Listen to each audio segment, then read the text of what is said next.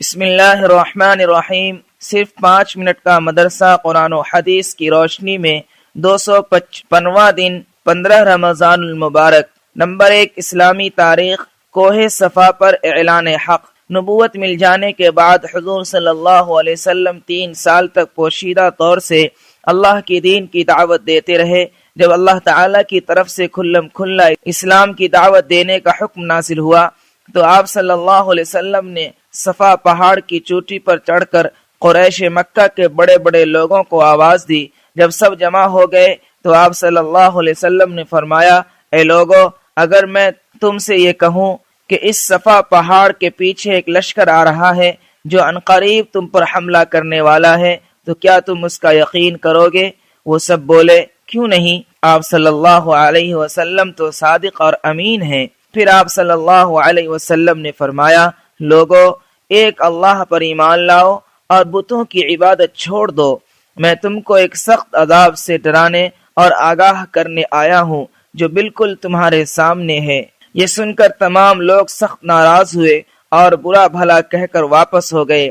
آپ صلی اللہ علیہ وسلم کے چچا ابو لہب نے بہت سختی سے کلام کرتے ہوئے کہا، سارے دن تمہارے لیے خرابی ہو، کیا صرف یہی کہنے کے لیے تم نے ہمیں بلایا تھا؟ اس کے بعد سے ہی آپ سے دشمنی اور مخالفت شروع کر دی۔ نمبر 2، اللہ کی قدرت، جانوروں کو روزی پہنچانا۔ اللہ تعالیٰ نے زمین پر انگنت قسم کے جانور پیدا کیے جن میں کچھ سمندر میں رہتے ہیں اور کچھ زمین پر، کچھ فضاؤں میں اڑتے ہیں اور کچھ زمین کے اندر اور جنگلوں میں رہتے ہیں۔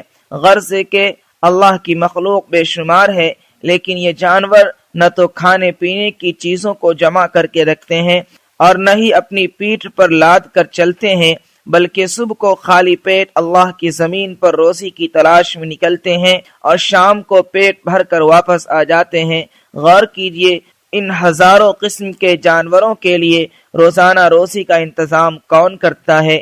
قرآن میں ہے، اور کتنے ہی جانور ایسے ہیں جو اپنی روزی اٹھائے نہیں پھرتے، بلکہ اللہ ہی ان کو اور تم کو روزی دیتا ہے۔ نمبر 3، ایک فرض کے بارے میں، روزے کا کفارہ ادا کرنا۔ رسول اللہ صلی اللہ علیہ وسلم کے پاس ایک شخص آیا اور کہنے لگا کہ یا رسول اللہ، میں تو ہلاک ہو گیا۔ رسول اللہ صلی اللہ علیہ وسلم نے پوچھا، کیا ہوا؟ اس نے کہا کہ میں نے روزے کی حالت میں بیوی سے صحبت کر لی۔ تو رسول اللہ صلی اللہ علیہ وسلم نے انہیں کفارہ ادا کرنے کا حکم دیا۔ فائدہ، اگر کسی شخص نے رمضان کے روزے کی حالت میں بیوی سے صحبت کر لی تو اس پر مسلسل 60 روزے رکھنا، اور اگر اس کی طاقت نہ ہو تو 60 مسکینوں کو پیٹ بھر کر 2 وقت کا کھانا کھلانا واجب ہے۔ نمبر 4، ایک سنت کے بارے میں، اعتکاف۔ رسول اللہ صلی اللہ علیہ وسلم ہر سال رمضان کے آخری عشرہ میں اعتکاف فرمایا کرتے تھے۔ نمبر 5، ایک اہم عمل کی فضیلت، غریب رشتہ دار پر صدقہ کرنا۔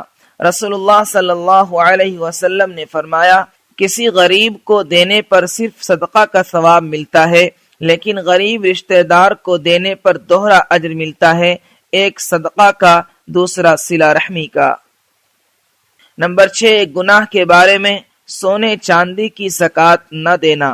رسول اللہ صلی اللہ علیہ وسلم نے فرمایا، جو آدمی سونے چاندی کا مالک ہو اور اس کا حق یعنی زکوٰۃ ادا نہ کرے تو قیامت کے دن اس سونے چاندی کے پترے بنا کر جہنم کی آگ میں تپایا جائے گا، پھر اس شخص کے پہلو، پیشانی اور کمر کو داغا جائے گا، اور یہ داغنے کا عمل قیامت کے دن تک برابر جاری رہے گا، جس کی مقدار 50,000 سال کے برابر ہوگی، یہاں تک کہ بندوں کے درمیان فیصلہ ہو جائے گا، پھر اس کا ٹھکانہ جنت یا جہنم ہوگا۔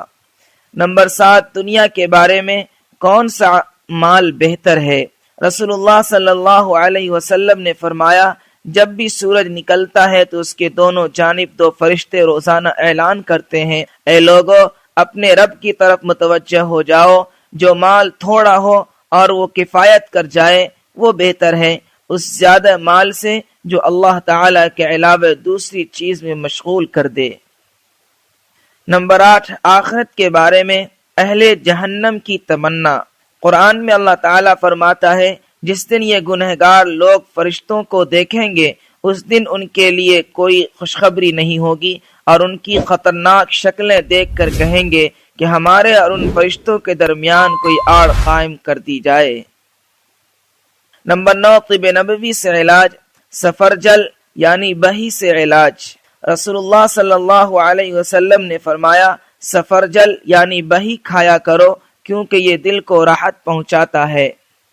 نمبر 10، قرآن کی نصیحت۔ قرآن میں اللہ تعالیٰ فرماتا ہے شیطان تو یہی چاہتا ہے کہ شراب اور جوئے کے ذریعے تمہارے درمیان دشمنی اور بغض ڈال دے اور تم کو اللہ کے ذکر اور نماز ادا کرنے سے روک دے، تو کیا اب بھی تم ان باتوں سے باز نہیں آؤ گے؟ فائدہ، شراب اور جوا اتنی بری چیز ہے کہ اس سے آپس میں دشمنی پیدا ہو جاتی ہے اور آدمی ہر نیک کام کرنے سے رک جاتا ہے، لہذا ان سے بچنا نہایت ضروری ہے۔